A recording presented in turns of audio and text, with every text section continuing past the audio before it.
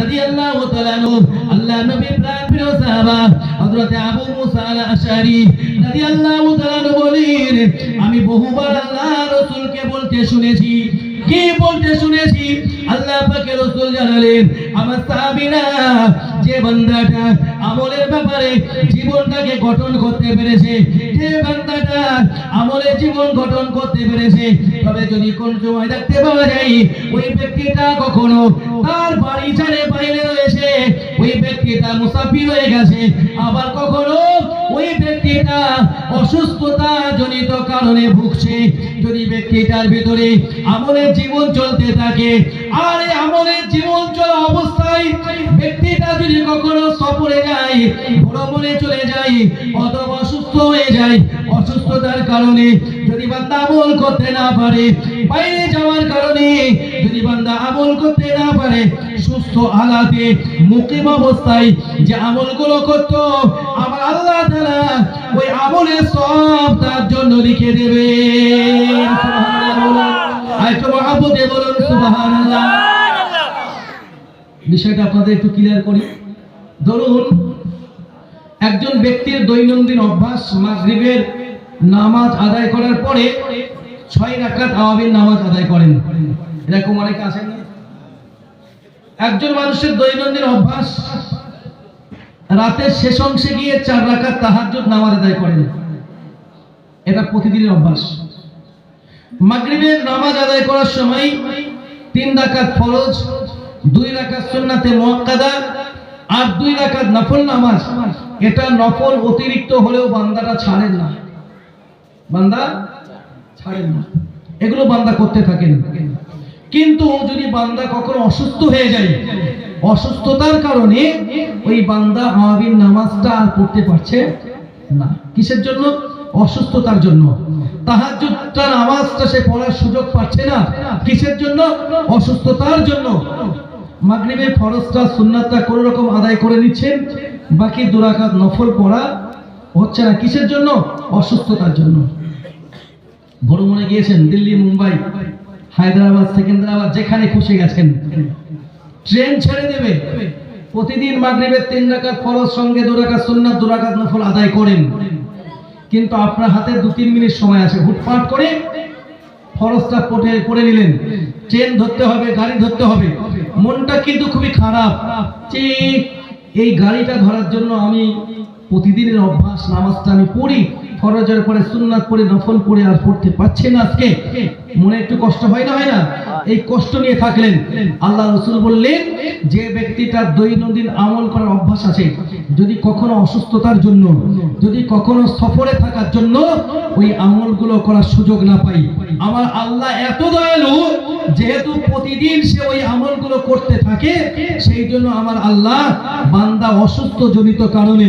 সফরে থাকার কারণে ওই আমলগুলো না করতে পারলেও আমার আল্লাহ তার জন্য সুস্থ হালাতে বাড়িতে থেকে আমল করে যে নেকি পেতেন আমার আল্লাহ তাকে ওই পরিমাণ নেকি লিখে দিবেন সুবহানাল্লাহ একটু মহব্বতে বলুন সুবহানাল্লাহ আচ্ছা আমার আল্লাহর দয়া শেষ আছে না তবে আল্লাহ তাআলা দয়া তখনই পাওয়া যাবে যদি কিনা আপনার ভিতরে খৌফ ইলাহি তৈরি হয় ভয় সৃষ্টি হয় নাকি নয় এই যে আপনারা হুজুরের হাতে এত আগ্রহ সহকারে দিলেন আচ্ছা কিসের ভয় বলেন আল্লাহ ওই কবরস্থানের জন্য ওই কবরের ভয় 6 লক্ষ টাকার অতিরিক্ত টাকা রিস্ক নিয়ে যে গ্রামবাসীরা কবরস্থানটা কিনলেন ওই কবরে যে আমাকে শুতে হবে যেতে হবে তা যে কবরে আমি শোবো ওই কবরস্থানটা কি ঋণে ঝুলবে ওই জায়গাটা কথা বলেন না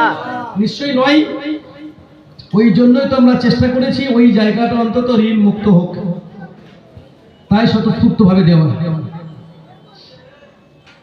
ভাই মৃত্যু কখন আসবে কখন হবে এটা আমার আল্লাহ তিনিই ভালো জানেন নাকি নয় তবু অনেকে আশা করেন যে এটা আমাকে একটু করতে হবে ওটা আমাকে একটু করতে হবে এই যে আপনারা অনেকে অর্ডার করেছেন এখানে আপনাদের নাম লেখা হলো 70-80 হাজার টাকা যে আপনারা অর্ডার করেছেন সবাইকে দিয়ে দিয়েছেন নগদে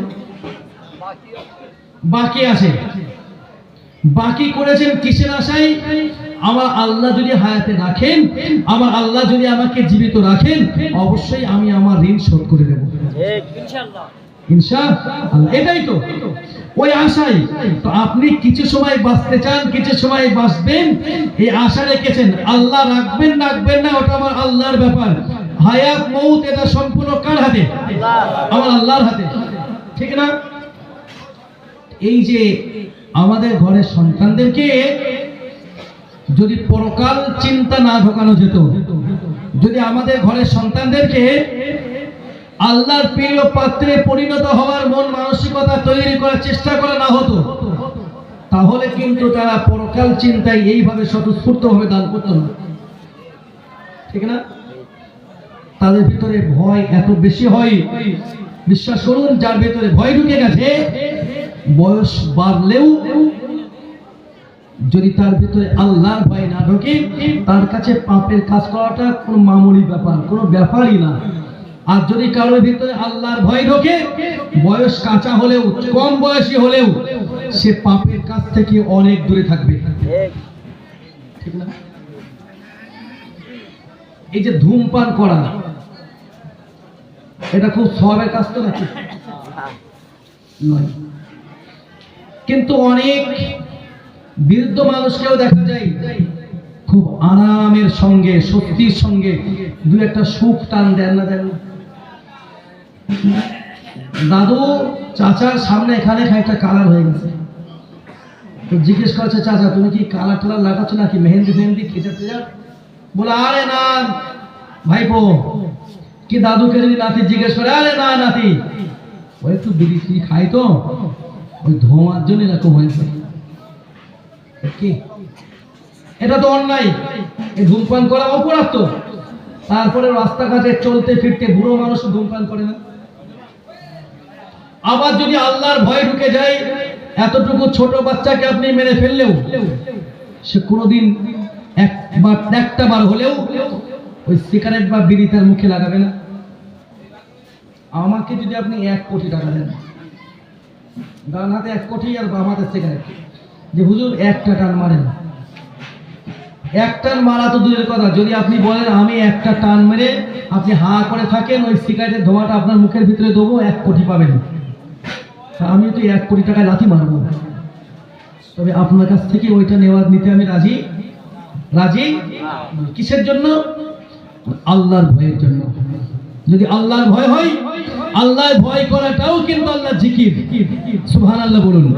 আমার আল্লাহ আমার সমস্ত কাজ দেখছেন, আমার আল্লাহ আমার প্রতি নজর রেখেছেন। আমার আল্লাহ তাআলা মানুষের চোখ ফাঁকি দিতে পারলেও আমি আমার আল্লাহর চোখ ফাঁকি দিতে পারবো না, এটাও কিন্তু জিকির। এই মনে করাটাও জিকির। জিকির মানে স্মরণ। জিকির মানে কি? স্মরণ, আল্লাহ স্মরণ করা। অনেক আছেন হুজুর দেখলে বিড়ি লোকান, আছেন না নেই? হুজুর দেখে না তুমি পিছনে রাখছো, তা আল্লাহ থেকে তুমি কোথায় রাখছো নাকি?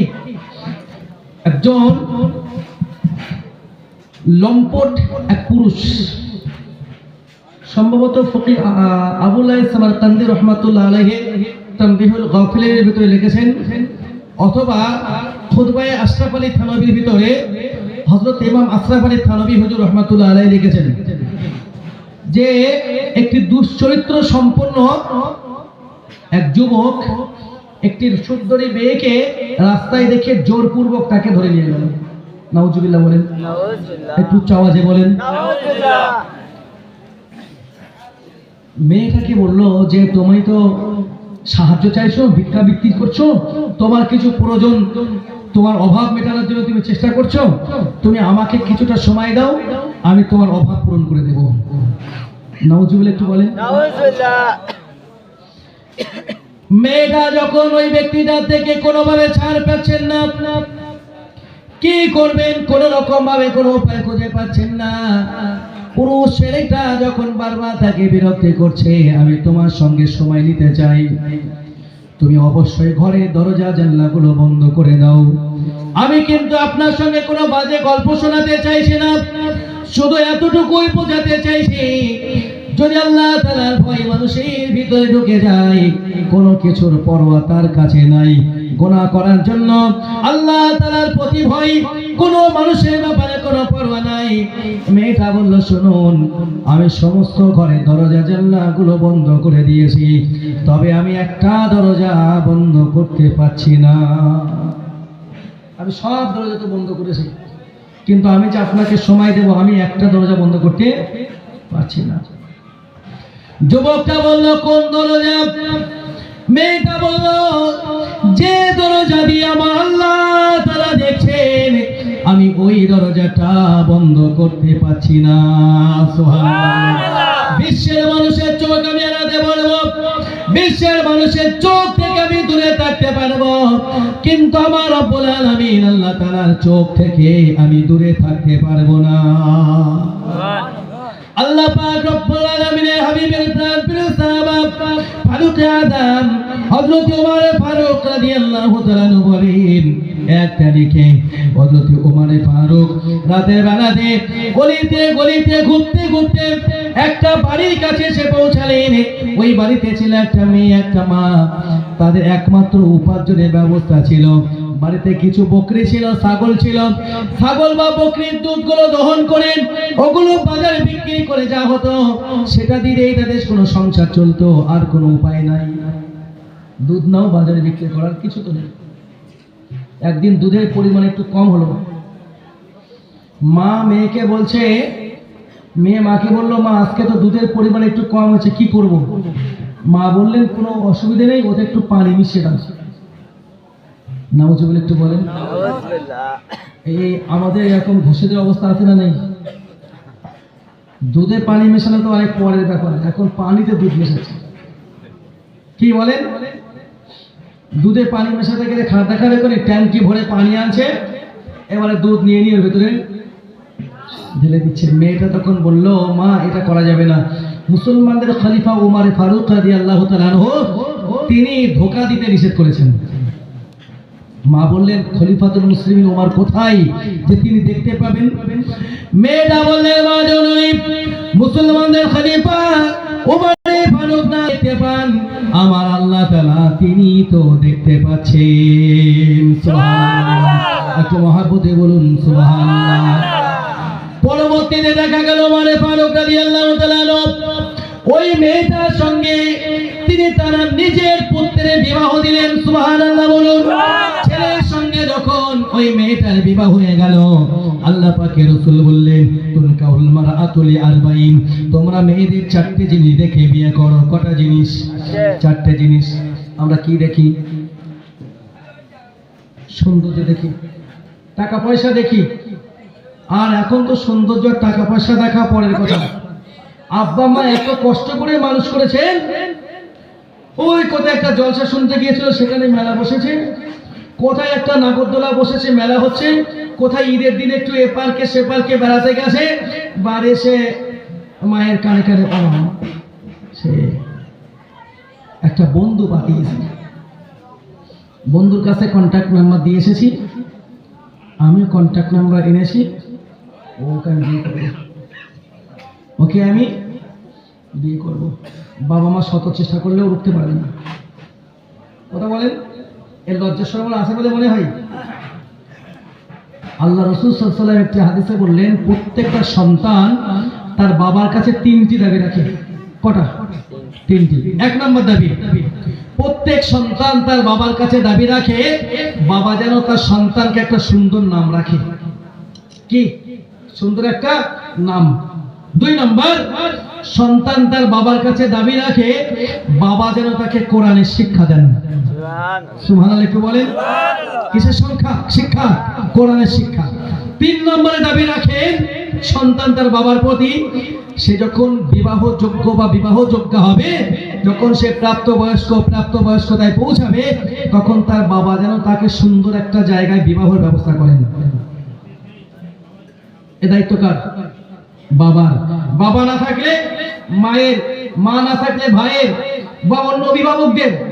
কিন্তু আজকে আর অভিভাবক লাগছে না। আল্লাহ পাকের রাসূল বললেন, তুনকাহুল মারাতু লিআরবাঈন, তোমরা মেয়েদের চারটে জিনিসকে বিয়ে করো। বিহাসাবিহা, ওই মেয়েটার রূপ সৌন্দর্য দেখো, ওই মেয়েটার বংশ মর্যাদা দেখো।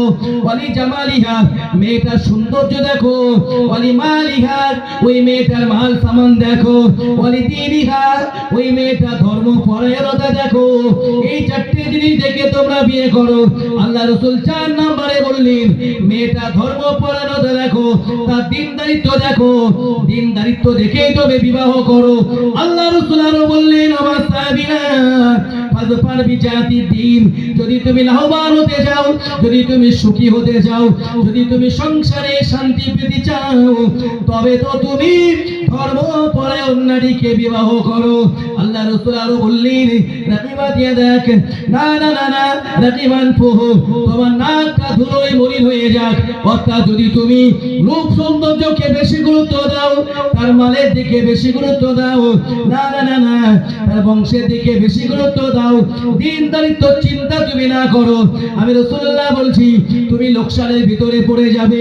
যদি তুমি বিবাহ জীবনে, দাম্পত্য জীবনে সুখী হতে চাও, সুখ পেতে চাও, সংসারে শান্তি পেতে চাও, তাহলে ধর্মপরায়ণ নারীকে তুমি তোমার জীবন সঙ্গিনী বানাও। সুবহানাল্লাহ, একটু বলেন। তাহলে স্ত্রী কালো দেখবেন না বেটে দেখবেন?